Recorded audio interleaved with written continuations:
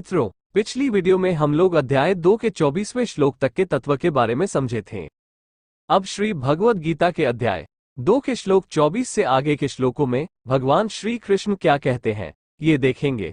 अब बहुत ही महत्वपूर्ण बातें हैं जिन्हें हर भगवत प्रेमी या सभी जन साधारण को जरूर समझना चाहिए, और इस मानव जन्म की सफलता भी इसी में है।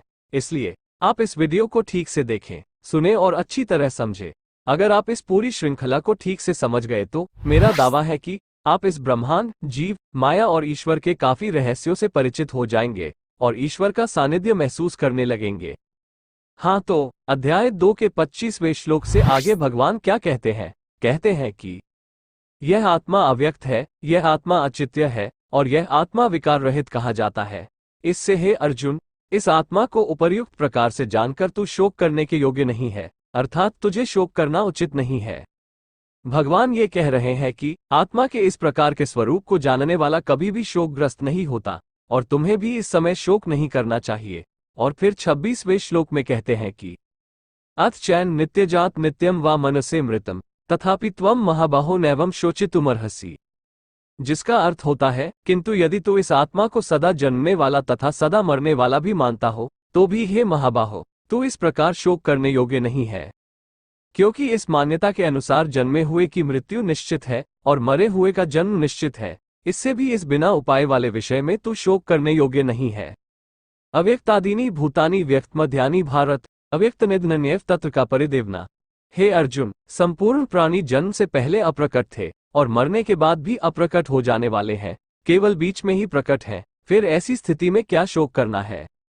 श्लोक 25 से 28 तक के श्लोकों में भगवान ये बता रहे हैं कि यह आत्मा नित्य, अजन्मा, अजर, अमर, अविनाशी, प्रकाश स्वरूप, सत्य, चित और आनंद स्वरूप घट घट में विराजने वाला है, जिसको कभी भी किसी भी प्रकार से कोई भी नहीं तो वध्य कर सकता है और नहीं कोई नाश कर सकता है। तो इस बारे में तुम क्यों शोकग्रस्त हो रहे हो? और अगर तुम आत्मा को जन्म और मृत्यु वाला भी समझ रहे हो तो भी तुम्हें शोक नहीं करना चाहिए, क्योंकि इस जगत का एक अकाट्य सत्य ये है कि जिसका जन्म हुआ है उसकी मृत्यु भी होगी। इस जगत में कुछ भी स्थायी नहीं है। सभी सजीवों और निर्जीवों का एक न एक दिन अंत होना निश्चित है और इस पर भी किसी का कोई वश नहीं है, और जिस पर अपना कोई वश नहीं हो उस बारे में चिंता करना मूर्खता ही है।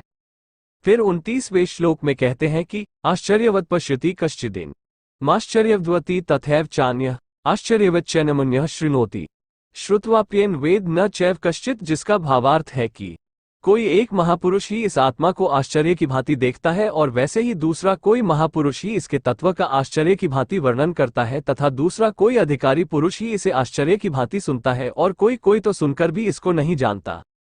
देखिए, यहाँ कह रहे हैं कि कोई महापुरुष ही इस आत्मा को आश्चर्य से देखता है, मतलब जिन लोगों ने आत्मा का अनुभव किया है वे भी आश्चर्यचकित हो जाते हैं ईश्वर की इस लीला को देखकर। कुछ लोग इसके बारे में बातें करते हैं और कुछ लोग सुनकर भी विश्वास नहीं करते हैं। भगवान के लिए अर्जुन और दुर्योधन सब एक समान है, फिर भी उन्होंने अर्जुन को ही माध्यम बनाकर गीता ज्ञान दिया, क्योंकि अर्जुन में ही वो सारे गुण थे जो इस तत्व को जानने के लिए एक मानव में होना चाहिए। तो आत्मा साक्षात्कार के जिज्ञासु को निर्मल, भगवान में विश्वास वाला, श्रद्धा, भक्ति और विवेक से भरपूर भाव वाला होना चाहिए। अगर आत्मा परमात्मा या आत्मा साक्षात्कार के संबंध में आपकी कोई जिज्ञासा या विचार हो तो कमेंट कर जरूर बताइए। अगले वीडियो में और भी बहुत से महत्वपूर्ण तत्व दर्शन हैं जिन्हें समझकर आप इस संसार के बहुत से द्वंद्वों को अच्छी तरह समझ सकेंगे। धन्यवाद। शुभमस्तु।